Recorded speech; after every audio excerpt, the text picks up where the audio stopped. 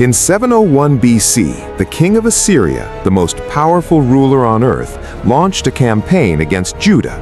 He destroyed 46 walled cities. He besieged Jerusalem and failed to take it. And when he got home, he was so proud of his partial success that he had his greatest victory carved on the walls of his palace in enormous stone relief panels. Those panels still exist.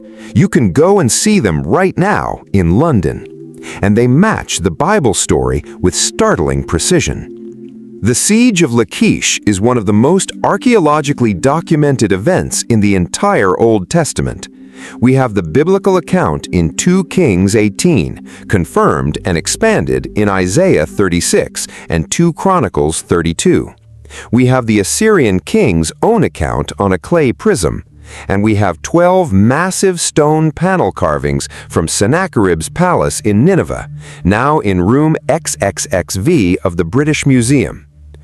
When 3 independent sources, biblical text, enemy inscription, and enemy artwork, all describe the same event in consistent detail, we are standing on unusually firm historical ground. Let us set the scene. The year is 701 BC. Sennacherib has just come to the Assyrian throne and needs to establish his authority over the rebellious western kingdoms, including Judah. Its king is Hezekiah, one of the most reforming kings in Judah's history, a man who tore down foreign altars and centralized worship in Jerusalem. Hezekiah had stopped paying tribute to Assyria, which was essentially a declaration of rebellion. Sennacherib came west with one of the most formidable military machines in the ancient world. He swept through the Philistine coast, then turned inland toward Judah. His campaign destroyed town after town. The Bible tells us 46 fortified cities fell. Then he came to Lachish. Lachish, modern Tel Safi, or more precisely, Tel Lachish, was the second most important city in Judah after Jerusalem. It guarded the approach to the Judean highlands. Whoever held Lachish controlled access to the heart of the kingdom. Sennacherib chose it as his base of operations and besieged it with full force. The Lachish reliefs in the British Museum are 12 carved stone panels, approximately 2.5 meters high, that once decorated the walls of Sennacherib's throne room in Nineveh.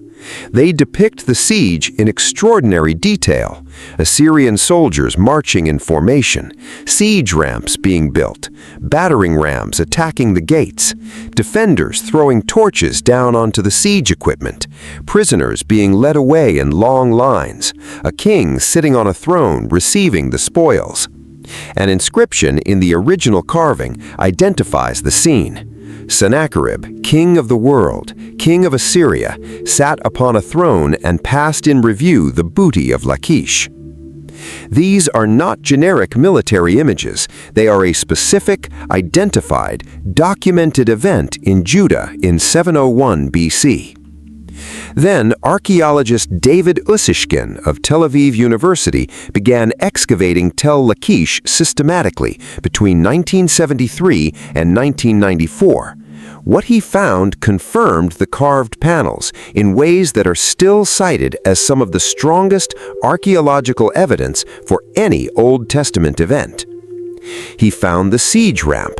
It is still there, the remains of the earthen and stone ramp that the Assyrian engineers built against the southwest corner of the city wall, allowing their battering rams to reach the gate. It is the only Assyrian siege ramp ever found in archaeological context anywhere in the ancient Near East. It matches the British Museum carvings. The 2 evidence streams, stone carving and excavated earth, confirm each other. He also found a mass burial. In a cave outside the city wall, the remains of approximately 1,500 people were found, many showing signs of violent death.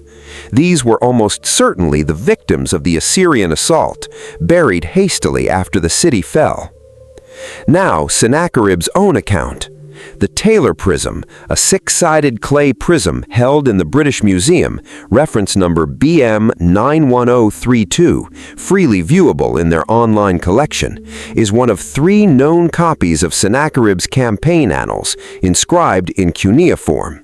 Its text, translated from Akkadian, says that Hezekiah was shut up like a caged bird within Jerusalem, his royal city.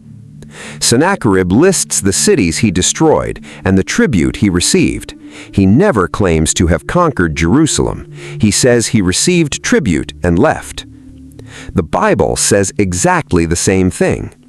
In 2 Kings 18:13-16, Hezekiah sends tribute to Sennacherib, hoping to buy him off. In 2 Kings 19, the Assyrian army threatens Jerusalem but does not take it.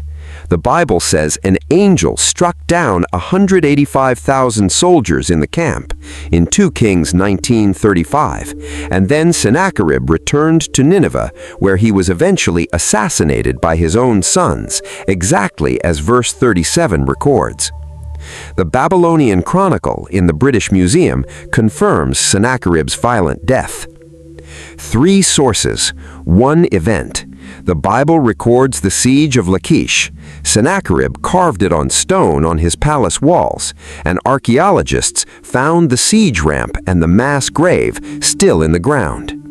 This is not a story that requires faith to appreciate historically. It is one of the most cross-verified events in the entire ancient world. Sennacherib bragged about Lachish because he could not brag about Jerusalem, and the Bible tells us exactly why. Next episode, a boy king, a temple, and a water system, and the assassination that history confirms happened.